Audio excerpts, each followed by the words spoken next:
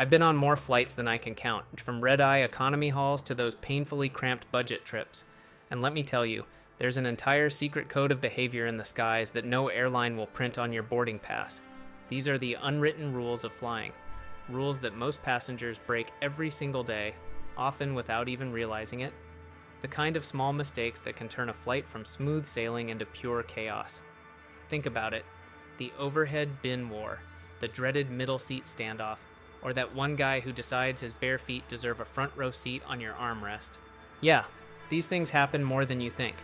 And while they might not land you in handcuffs, they'll definitely make you that passenger. The one everyone secretly glares at. Today, I'm pulling back the curtain on these hidden rules, the ones I wish someone had told me before my very first flight. Because once you know them, you'll never look at boarding the same way again. And trust me, number 13 is so disgusting, it still makes me shudder when I think about it. So buckle in, keep your seat back upright, and let's dive into the unspoken code of air travel you're probably breaking without even knowing. Rule 1. Overhead bins are not for personal items. Here's the first truth bomb. Those overhead bins, they're not free-for-all storage lockers. They are meant for suitcases and larger carry-ons only. Yet time and time again, you'll see passengers stuffing jackets, tiny backpacks, even grocery bags up there like they're moving into the plane. Why does this matter? Because space is scarce. On a full flight, which, let's be honest, is almost every flight these days, that one hoodie you tossed into the bin might block someone else's 40-pound carry-on from fitting. And then the domino effect begins. Bins overflow, attendants scramble, bags get gate checked, and suddenly, half the cabin is irritated before the plane even leaves the ground. And here's where it gets tricky. Some people will even ask flight attendants to lift their heavy suitcase for them. Sounds harmless, right? Wrong. Many airlines strictly forbid attendants from doing this because if they get injured, insurance doesn't cover it. You're putting them in a lose-lose situation. Either break the rule and risk their health, or say no and deal with an angry passenger. Neither is fair. If your bag is too heavy, don't put that burden on the crew. Ask a fellow passenger if you really need help. Most people are willing to lend a hand. But remember, the golden rule is simple. Big bags overhead, small items under the seat in front of you. Otherwise, you're not just breaking etiquette, you're stealing space from someone else. And on a crowded flight, that's the fastest way to make enemies before the plane even takes off. Rule 2. The middle seat belongs to the middle passenger. Let's talk about the most dreaded spot on any plane, the middle seat. Everyone knows it's the worst. You're boxed in on both sides, barely any leg room, and you spend the whole flight trying not to brush shoulders with strangers. But there's one unspoken consolation prize. Both armrests belong to you. Yes, both. That's the deal. Think about it. The window passenger gets the wall to lean on.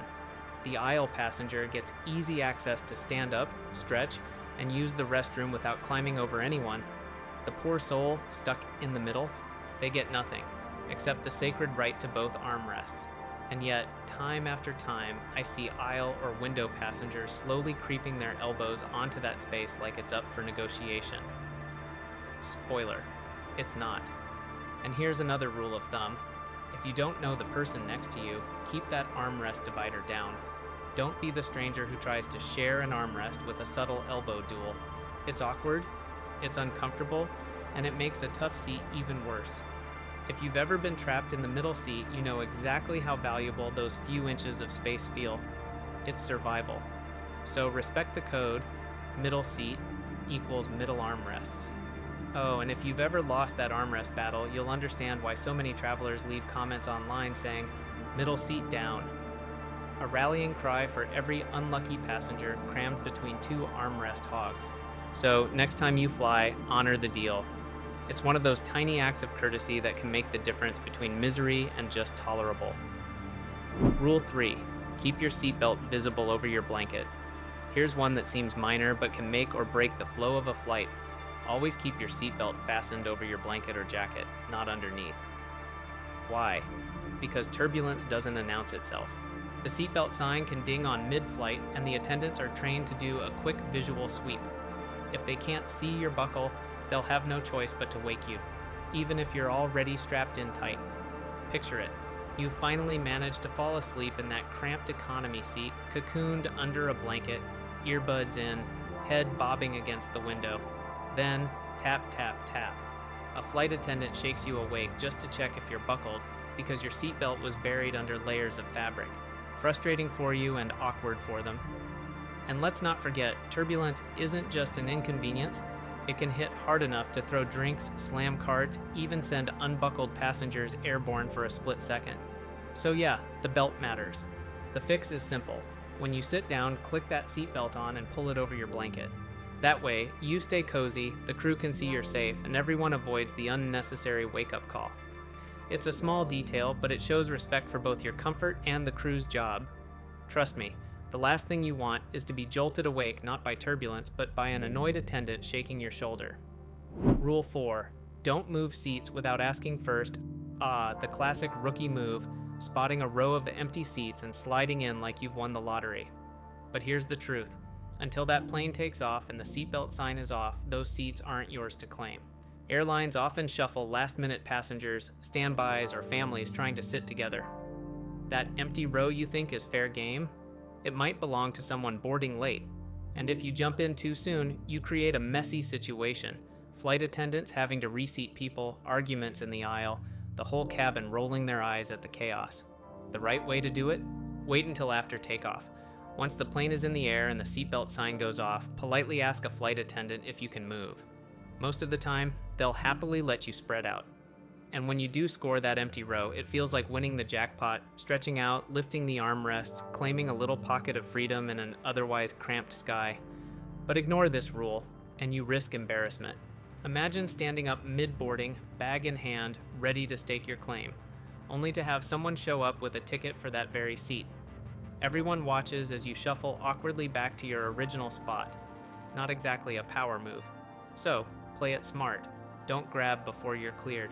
Because patience, in this case, really can pay off big. Rule 5. Be ready when the drink cart comes. Here's a scene I've watched play out countless times. The drink cart rattles down the aisle, the flight attendant stops, looks at a passenger, and asks the simplest question in the world. What would you like to drink? And what happens? Blank stare, headphones on, zero clue what's happening. Suddenly, the whole row is stalled because one person didn't prepare for the most predictable moment of the flight. Don't be that passenger. When you see the cart approaching, do yourself and everyone else a favor, know your order. Better yet, have a backup ready because not every airline stocks your first choice. Want ginger ale? Great. But if they're out, be ready to pivot to water, soda, or juice without a meltdown. And here's a pro tip that too many people ignore. Take your headphones out when you order. Nothing screams disrespect more than mumbling through your noise cancelers, forcing the attendant to lean in like they're interrogating you. These folks are balancing service for 100 people at once. A little courtesy goes a long way. This moment is not complicated, but it can set the tone for the rest of your flight. Be prepared, be clear, be polite. That's it. And if you're lucky, you might even get an extra snack or a bigger pour, because attendants notice who makes their job easier and who makes it harder. So next time the drink cart comes your way, don't freeze like it's a pop quiz. Treat it like the easiest test you'll ever take at 35,000 feet. Rule 6. Don't recline during meal service. Here's one of the fastest ways to turn the person behind you into your sworn enemy. Reclining your seat right as the meal service starts. Imagine this. The tray table drops down, the food comes out, and suddenly the seat in front slams back into your lap. Your tiny patch of space, already cramped, has now been cut in half. You're forced to eat like a T-Rex, elbows tucked, fork jammed against your chest. Miserable. Reclining isn't evil. You paid for the seat after all. But timing matters. During meals, the person behind you needs that little rectangle of space to function like a human being. Recline then, and you're basically saying, my comfort matters more than your ability to eat. That's not a good look. The unspoken rule? Wait until after the trays are cleared before you lean back. It's just common courtesy. And if you must recline, do it slowly. No one likes the sudden jolt of a seat slamming into their knees mid-bite. And here's a twist. Some airlines are already experimenting with non-reclining seats because this battle has gotten so out of control. They'd rather remove the option entirely than deal with passenger fights. That should tell you everything you need to know about how sensitive this issue is. So the takeaway is simple. Respect the space, respect the timing. Recline later, not during meals, because nothing ruins an in-flight chicken and rice faster than someone's seatback landing in your dinner. Rule 7. Bulkhead seats are not a walkway. Now here's a mistake I'll admit I've made myself. Picture this. You're on a packed flight. You need to get to the other side of the cabin. And right there in front of you is a wide open stretch of space in front of the bulkhead row. It looks like a shortcut, right? A perfect little aisle to slip through. Wrong. Dead wrong. That extra legroom isn't a passageway. It's someone's seat. Bulkhead rows are prize spots. Passengers often pay extra for them precisely because they come with more breathing room. The last thing they want is a parade of strangers cutting through like it's Grand Central Station. I learned this the hard way when I casually stepped across once thinking nothing of it, only to get hit with a glare and a sharp, "This isn't a walkway." And they were right. Imagine paying for a seat with extra space only to have random passengers constantly stepping into your row. It's not just rude, it feels like an invasion. So here's the rule. If it's not an aisle, don't treat it like one. Walk the long way around, even if it's inconvenient. That shortcut you're tempted to take? It's not yours to use. It's small moments like this that separate the considerate flyers from the clueless ones. And trust me, people remember which one you are. Rule 8. Headphones mean do not disturb. This one should be obvious, yet somehow it isn't. If someone's wearing headphones, they don't want to chat. Big over-ear cans, tiny earbuds, even the clunky wired pair plugged into the in-flight screen. It doesn't matter. Headphones are the universal sign for leave me alone. Of course there are exceptions. If you need to get out of your seat, it's perfectly fine to tap their shoulder politely and ask. But beyond that, no small talk, no where are you headed, no forcing conversation on someone who's clearly signaling that they're in their own bubble. Here's why it matters. Flights are cramped, long, and often stressful. For many people, headphones are their escape hatch. It might be music, a podcast, or just white noise to drown out the chaos. Interrupting that isn't just inconsiderate, it feels invasive, like barging into someone's personal space. And if you're the one in the aisle seat, there's another part of this rule. When the people next to you need to get out, don't just do that awkward half stand, knees bent, body pressed against the armrest. Stand all the way up. Step into the aisle, give them real room to pass. Nothing screams selfish like making someone shimmy sideways over your legs while you pretend to be helpful. Bottom line, headphones up, conversations down, and if you're blocking the aisle seat, be the kind of passenger who actually moves, not the one who makes the whole row groan. Rule 9. Window shades down during lights out flights. If you're on a red-eye or any overnight flight, here's the deal. Close the window shade when the cabin lights are dimmed. It's not just courtesy, it's survival for everyone's sanity. Imagine this. The entire cabin is dark. Passengers are finally dozing off, and then, bam, one person yanks their shade open. A blinding ray of sunlight floods the row like a laser beam. Instantly, 50 people are awake, shielding their eyes, silently cursing the one selfish passenger who decided they needed a view at 3 a.m. Planes crossing time zones often dip into daylight, even when your body thinks it's midnight. That's why airlines dim the cabin to help everyone adjust. So when you look around and see all the other shades down, take the hint. Keep yours closed too. And let's be real, there's almost nothing to see at 35,000 feet except endless clouds. That breathtaking sunrise you want to photograph? Trust me, it'll still be there when you land. What won't be there is the extra hour of sleep you stole from the entire row. The rule couldn't be simpler. If the cabin is dark, keep it dark. It's the kind of small courtesy that costs you nothing but makes the flight smoother for everyone else. Rule 10. Never go barefoot on a plane. There's no polite way to say this. Going barefoot on a plane is downright disgusting. Shoes off, socks off, toes curling on the armrest in front of you. I've seen it all, and it never fails to horrify. Airplanes aren't your living room. The floors are filthy. Think about how many people have walked up and down that aisle, dragging in dirt, germs, and who knows what else. And don't even get me started on the bathroom floor. If you think it's just water down there, I've got bad news for you. Walking in there barefoot or even just in socks, you're practically begging to pick up something you don't want to take home. And it's not just about hygiene, it's about respect. No one, I repeat, no one, wants to see your bare feet propped up on the seat or dangling into their space.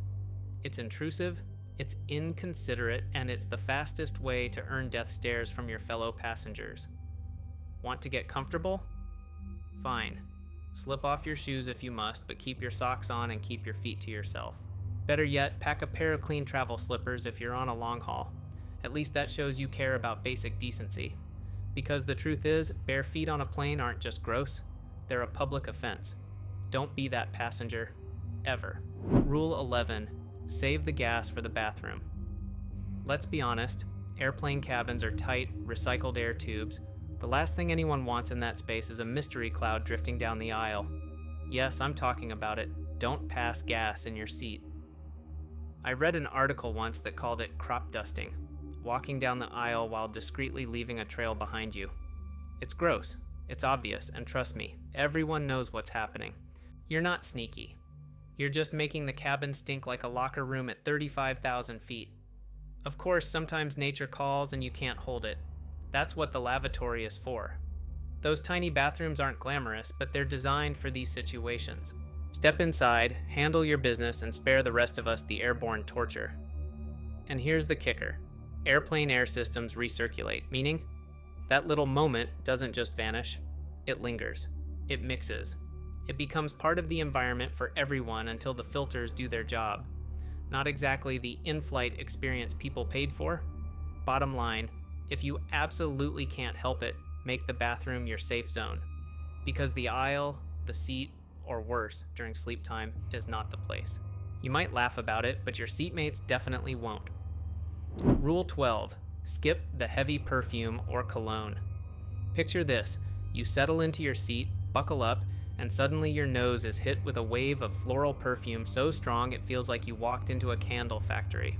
Or worse, a musky cologne that sticks to the air like glue. Now imagine being trapped with that for 6 hours straight. Sounds miserable, right? That's because it is. Here's the thing. Airplanes are sealed metal tubes. Every scent lingers, and for people with allergies or sensitivities, it's more than just unpleasant. It can trigger hives, watery eyes, headaches, or even breathing issues. My own brother is one of those people. If he sits next to someone wearing strong perfume, he'll break out in red welts across his neck before the plane even levels off. You might think a quick spritz before boarding is harmless, but to the people around you, it can feel like chemical warfare. And unlike at a restaurant or a park, they can't just move away. They're stuck, inhaling it for hours. The unwritten rule is simple. Save the perfume and cologne for after the flight. Shower, deodorant, clean clothes, that's all you need to be a good neighbor in the sky. Anything beyond that is overkill. Because on a plane, smelling nice to yourself might mean pure misery for everyone else. Rule 13. Avoid bringing strong-smelling foods on board. Yes, you can bring food onto a plane. Sandwiches, snacks, even full meals from the terminal. But here's the rule. Don't bring anything that stinks up the cabin. I'll never forget the time a passenger across the aisle cracked open a container of hot garlic noodles. Within seconds, the smell spread like wildfire. The entire row turned their heads in unison, eyes watering, stomachs churning. And there we were, trapped. No windows to crack, no escape hatch, just the overpowering scent of garlic and soy sauce for the next 3 hours. Here's the problem, airplane cabins recycle air and smells linger. Foods like curries, fried chicken, tuna sandwiches, or anything greasy become everyone's problem the moment you open the lid. You might think it's just your dinner, but to 200 other people, it's an unwanted air freshener that won't quit. The polite move is to stick with mild, neutral foods. A simple sandwich, fruit, crackers, or protein bars. Stuff that fills you up without invading everyone else's nose. Save the heavy stuff for when you land, when people actually have the choice to walk away from it. Because when you bring smelly food onto a plane, you're not just feeding yourself. You're feeding the entire cabin an experience nobody signed up for. Rule 14. If you're sick, wear a mask. Airplanes pack hundreds of people into a sealed metal tube, breathing the same recycled air for hours. So if you're sick, coughing, sneezing, or battling a lingering cold, The decent thing to do is simple. Wear a mask. Think about it from the perspective of the people around you. They've saved up for this trip. Maybe it's their dream vacation. Maybe they're flying home to see family. The last thing they want is to land with a sore throat and fever because the passenger next to them couldn't be bothered to cover up. Masks aren't about judgment, they're about courtesy. Even a basic cloth mask helps keep droplets to yourself, sparing everyone else the discomfort and sometimes genuine risk of catching whatever you've got. And let's be honest, the sound of constant coughing on a plane is enough to make the whole cabin tense up. No one's saying don't fly if you're a little under the weather. Life happens. But do the rest of us a favor and protect your fellow travelers. Because when you're sealed in a cabin at 35,000 feet, your germs don't just stay with you, they become everyone's problem. So the unspoken rule here is clear. If you're sick, mask up. It's a small act that makes a big difference. Rule 15, let passengers in front of you deplane first. The plane lands, the seatbelt sign dings off, and what happens? Chaos. People leap out of their seats, grab their bags, and try to shove their way forward like it's a Black Friday sale. But here's the unspoken rule every seasoned traveler knows. Deplane in order, row by row. Why? Because it's the only system that makes sense. The people in the front paid extra for those seats, or maybe they booked early to secure them. They deserve the benefit of getting off first. When someone from row 25 barrels down the aisle to cut off row 12, it doesn't just look rude, it throws off the entire flow, slowing everyone down. Picture this. You've been sitting for hours, waiting patiently, and just as your row starts to move, someone from 10 rows back pushes past with their bag swinging. Suddenly, everyone's stuck, tensions rise, and a flight that ended smoothly now leaves passengers muttering under their breath. All because of one impatient traveler. The rule is simple. Wait your turn. Let the row in front of you clear before you step out. When it's your row's turn, move efficiently, grab your bag, and go. That's it. Smooth, orderly, respectful. Because here's the truth. No one actually saves time by cutting. The door isn't going anywhere, but you will save yourself from being remembered as the rude passenger everyone wished had missed the flight. Rules 16 to 18. The smaller courtesies that matter. Not every unspoken rule is dramatic, but these final ones are the little courtesies that add up to a smoother flight for everyone. First, don't half stand when someone needs to get out. If you're in the aisle seat and your row mates need the restroom, don't force them into an awkward sideways shuffle. Stand all the way up, step into the aisle, and give them room to pass. It takes 10 seconds, but it saves them the embarrassment of climbing over your knees like it's an obstacle course. Second, don't ignore the crew. When a flight attendant gives instructions, whether it's to keep your belt fastened, raise your shade, or hold off on using the restroom, listen. They're not being bossy, they're keeping the cabin safe. Respecting their word isn't just etiquette, it's non-negotiable. And last but not least, pack patience. Air travel is stressful, crowded, and often uncomfortable. But snapping at other passengers, rolling your eyes at crying babies, or slamming the call button because you didn't get your drink fast enough, that energy spreads and it makes the entire cabin heavier. A little patience, just like a little courtesy, goes a long way at 35,000 feet. Individually, these might seem small. Together, they're what separate the respectful travelers from the nightmare ones. Break them, and you're part of the problem. Follow them, and you help the whole plane breathe easier. So there you have it. The Unwritten Rules of Flying. The secret code that keeps a crowded metal tube in the sky from turning into total chaos. From overhead bins to armrest wars, from smelly food to the dreaded bare feet. These are the little things that separate the respectful passengers from the ones everyone secretly prays not to sit next to. Here's the truth.